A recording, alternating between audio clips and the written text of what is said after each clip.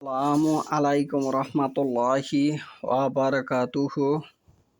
আলহামদুলিল্লাহি ওয়াহদাহু ওয়াসসালাতু ওয়াসসালামু আলা মান লা নাবী ইবাদা। আউযু বিল্লাহি মিনাশ শাইতানির রাজিম। বিসমিল্লাহির রহমানির রহিম। লা ইকরাহা ফিদ্দীন। কাদ তাবায়ানার রুশদু মিনাল গায়ি। ফামান ইয়াকফুর বিত্তাগুত ওয়া ইউমিন বিল্লাহি ফাকাদ ইসতামসাকা বিল উরওয়াতিল বুসqa লান ফিসামা লাহা ওয়াল্লাহু সামিউন আলিম। আজকের বক্তব্যের বিষয় হলো তাগুত সম্পর্কে।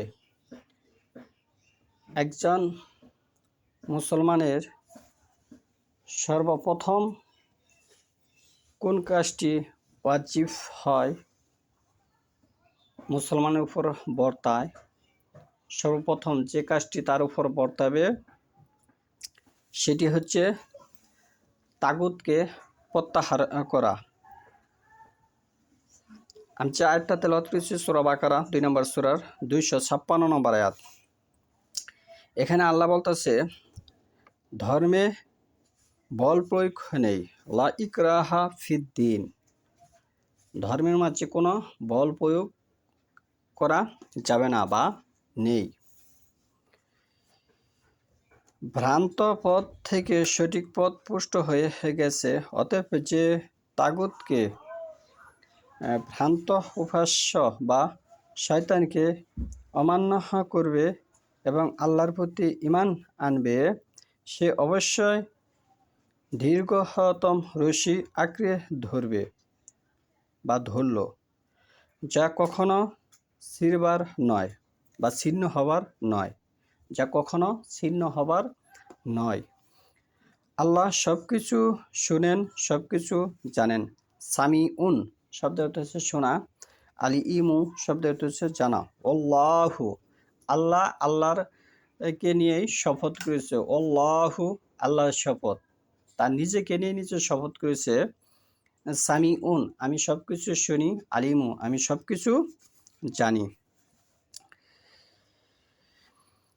বিত্তাগুত তাগুত এই শব্দটা কোরআনে এসেছে।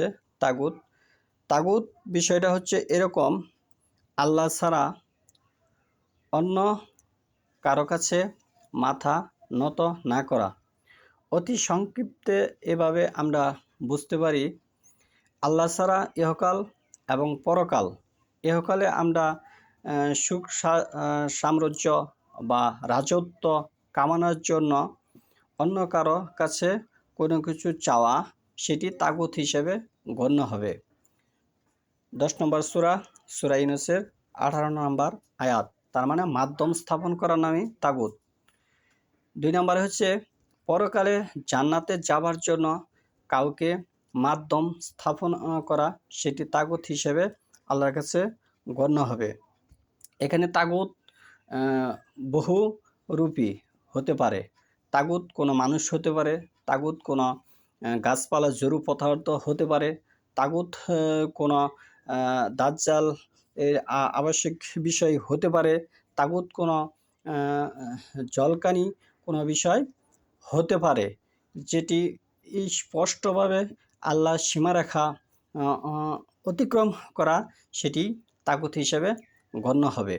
আল্লাহর সীমারেখা যদি কেউ অতিক্রম করে কোনো কিছুর উপর বিশ্বাস স্থাপন করে, তাহলে সেটি তাগুত হিসেবে গণ্য হবে। এখানে কোনো কিছুর নাম উল্লেখ যদিও আমি স্পষ্টভাবে উল্লেখ করিনি, এটি একটি মূল বিষয় উপস্থাপন করেছি যে তাগুত ওটি যেটি আল্লাহর উপাসনা নয় বা আল্লাহর বিধানের ভিতরে নয়, বাহিরে থেকে হবে, সেটি তাগুত হিসেবে গণ্য হবে।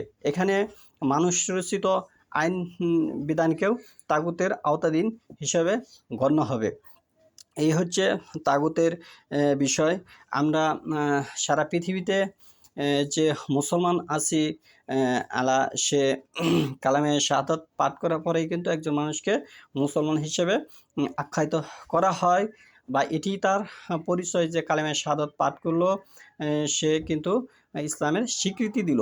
এখানে যে বিষয়টা, কালেমা শাহাদাত পাঠ করার পরেও যদি কোনো ব্যক্তি তাগুতের স্বীকৃতি দেয়, তখন কিন্তু তার কালেমা বাতিল হিসেবে গণ্য হবে।